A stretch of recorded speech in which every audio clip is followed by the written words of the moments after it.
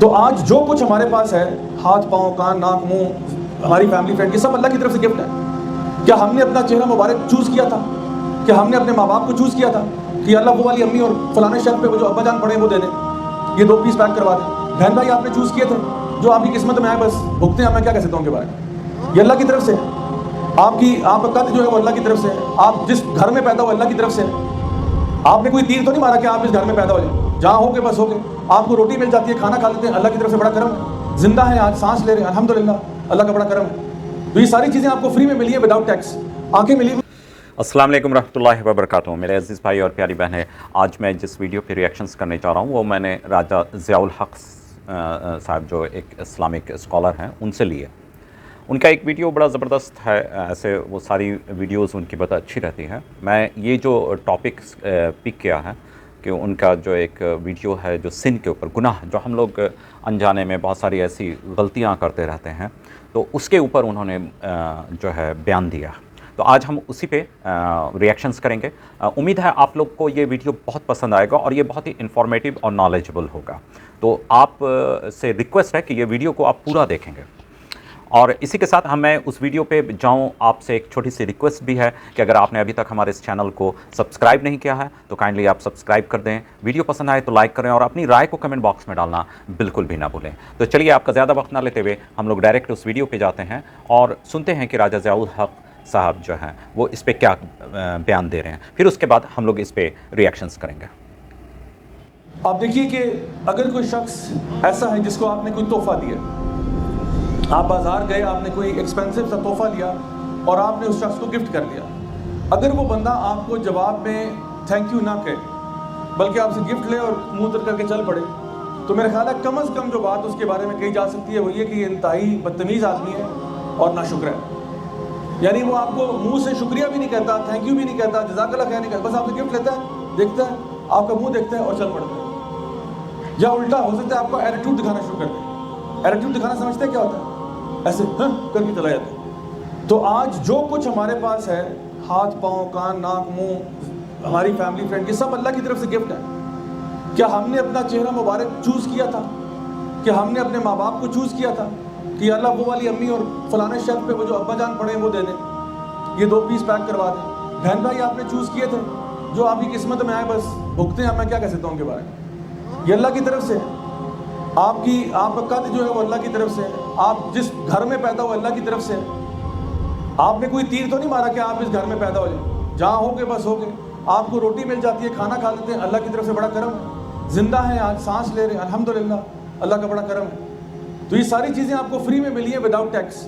آنکھیں ملی ہوئی ہیں، پتہ نہیں کتنے میگا پکسل کے کیمرے لگے ہوئے ہیں، ڈولبی ڈیجیٹل سراؤنڈ ساؤنڈ آپ کو ملی ہوئی ہے فری میں، منہ میں آپ کے اسپیکر لگے ہوئے ہیں زبردست قسم کے، اور آپ چل پھر سکتے ہیں، سارا کچھ آپ کو اللہ کی طرف سے فری میں ملا ہوا ہے۔ تو اللہ تعالیٰ نے جتنی ہمیں نعمتیں دی ہیں، اگر انسان اللہ کا شکر ادا نہ کرے تو انسان کے بارے میں کم از کم یہ کہا جا سکتا ہے کہ انتہائی بدتمیز اور برا انسان ہے۔ یعنی آپ کی اچھائی، آپ اچھے انسان کیسے ہو سکتے ہو جب آپ اپنے رب کے ساتھ اچھے نہیں ہو؟ اگر آپ چاہتے ہیں کہ آپ کی زندگی میں امن آ جائے اور آپ ہدایت پر آ جائیں تو کبھی بھی کسی اعتبار سے بھی اپنے ایمان کو شرک کے ساتھ اس کی ملاوٹ نہیں کرنی۔ اور شرک کے ساتھ ملاوٹ ایسی ہے کہ جیسے کہ آپ کہیں نا کہ تھوڑا سا بھی شرک بیچ میں آ گیا تو کام خراب ہے۔ جیسا کہ حدیث میں آتا ہے کہ ایک شخص نے غیر اللہ کے نام پہ صرف ایک مکھی قربان کی تھی، ایک مکھی۔ وہ کہیں سے گزر رہا تھا، لوگوں نے کہا بھائی یہاں سے آگے آپ کو جانا نہیں دیں گے جب تک آپ فلاں ہمارے جو بھی حضرت ہیں ان کے اس کے اوپر کوئی چڑھاوا نہیں چڑھائیں گے۔ تو اس نے کہا جی میرے پاس تو کچھ نہیں ہے۔ انہوں نے کہا چلو کوئی نہیں، مکھی مار کے ہی چڑھا دو یہاں۔ تو اس نے غیر اللہ کے نام پر مکھی کو جو ہے نا وہاں پہ چڑھایا اور وہ جہنم میں چلا گیا، اسی وجہ سے کیونکہ اس کے ایمان کے اندر چھوٹی سی ملاوٹ ہو گئی۔ یہ ایسے ہی ہے کہ انسان کے پاس اگر ایک گلاس جو ہے وہ خالص دودھ کا ہے، اس کے اندر یورین کا ایک قطرہ بھی آ جائے تو وہ پینے کے قابل نہیں رہے گا، چاہے آپ کہیں کہ نہیں ایک قطرہ ہی ہے، اس میں کیا فرق پڑتا ہے، 99.9% تو دودھ ہی ہے نا، لیکن نہیں، وہ جو ایک قطرے کی ملاوٹ بھی ہے نا وہ اس کے لیے ٹھیک نہیں ہے۔ کہ اللہ تعالیٰ فرماتے ہیں کہ ہم نے یہی توحید کی دعوت جو ہے ہم نے ہر امت پر ایک رسول بھیجا، یعنی کوئی ایسی امت نہیں گزری جس پر رسول نہیں آیا۔ اور وہ رسول کیا کہتا تھا؟ ان اعبدوا اللہ واجتنبوا الطاغوت، کہ ایک اللہ کی عبادت کرو اور جتنے بھی غیر اللہ ہیں ان سے اجتناب کرو، ان سے پرہیز کرو، ان سے اپنے آپ کو دور کر لو۔ اور یہ ہر نبی کی دعوت یہی تھی۔ تو آپ خود سوچیں کہ اگر ہر نبی کی دعوت یہی تھی کہ اللہ کے سوا کسی کی عبادت نہیں کرنی، تو پھر توحید کوئی امپورٹنٹ چیز ہے یا غیر امپورٹنٹ ہے؟ اللہ تعالیٰ نے 2 آیات میں واضح طور پر یہ بات ارشاد فرمائی کہ اللہ تعالیٰ چاہے تو کوئی گناہ معاف کر سکتا ہے، لیکن جو انسان حالت شرک میں فوت ہوگا اس کو اللہ معاف کبھی بھی نہیں کرے گا۔ انسان اگر قتل کر کے مر جائے نا تو جتنی سزا جہنم میں ملے گی وہ اپنی جگہ پہ، لیکن ہو سکتا ہے کہ اگر وہ توحید پر تھا، ایمان پر تھا، تو بالآخر وہ بخشا جائے۔ اگر انسان نے اور کوئی چوری چکاری کی تھی، کوئی ڈاکے ڈالے تھے، ہو سکتا ہے جتنا عرصہ وہ جہنم میں رہے گا، کتنا عرصہ رہتا ہے اللہ جانتا ہے، لیکن اس کے بعد اگر وہ توحید پر تھا، اللہ تعالیٰ کے ساتھ کسی کو شریک نہیں کرتا تھا، تو بالآخر وہ جنت میں آ جائے گا۔ بہت سارے ایسے لوگ ہیں جو کہ کفر سے اسلام میں داخل ہوتے ہیں، الحمدللہ وہ ہمارے بھائی بن جاتے ہیں فوراً سے، لیکن اگر انسان شرک کی حالت میں مر رہا ہے اللہ تعالیٰ کے ساتھ کسی اور کو شریک ٹھہراتے ہوئے، تو اس کی معافی نہیں ہے، اس کے اوپر یاد رکھیے جنت حرام ہو جاتی ہے۔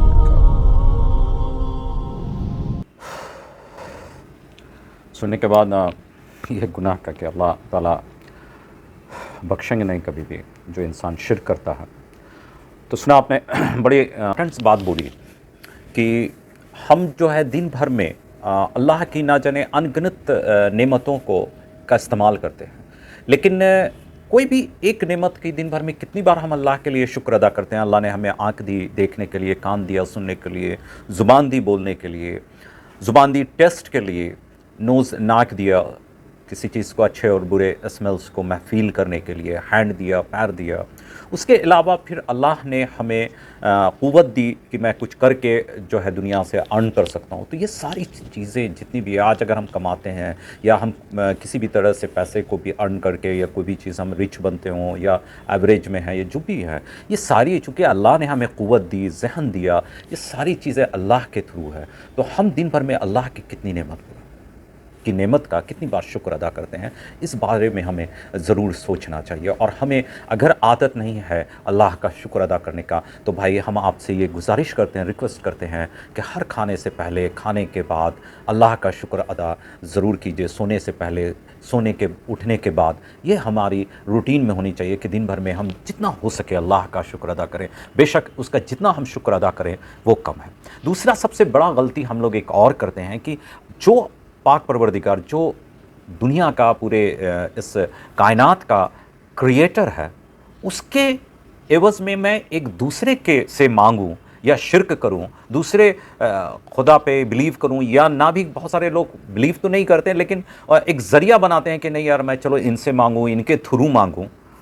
یہ اللہ کے ساتھ بالکل ایک طرح سے ایک ناانصافی والی بات ہوتی ہے بھائی، کہ ہم ایسا کریں، جو ہم کو دینے والا، پالنے والا، اس کو چھوڑ کے میں کسی اور کے پاس جاؤں، تو اس سے بڑا شاید ہم غلطی اپنے زندگی میں اور کچھ نہیں کر سکتے ہیں۔ تو اگر ایسا کچھ بھی ہم کرتے ہیں تو اس کے لیے ہمیں معافی اللہ سے مانگنی چاہیے، اور آگے ہم اپنے زندگی کو بہتر کریں، اللہ کا شکر ادا کریں، اس کی عبادت کریں اور اسی سے مانگیں، کسی اور سے مانگنے کی یا کوئی بھی پرابلم، کسی بھی تکلیف ہو، اللہ نے کہا ہے کہ نماز اور صبر سے تم اس کا ذریعہ لو، تو ہم کسی اور چیز کا ذریعہ کیوں لیں؟ دوستو امید کرتے ہیں کہ یہ جو میسج تھا ضیاء الحق صاحب کا آپ لوگ سبھی کو سمجھ بھی آ گیا ہوگا۔ اسی کے ساتھ آج کے لیے بس اتنا ہی۔ اپنا بہت خیال رکھیے گا اور اس چینل کا بھی۔ اللہ حافظ۔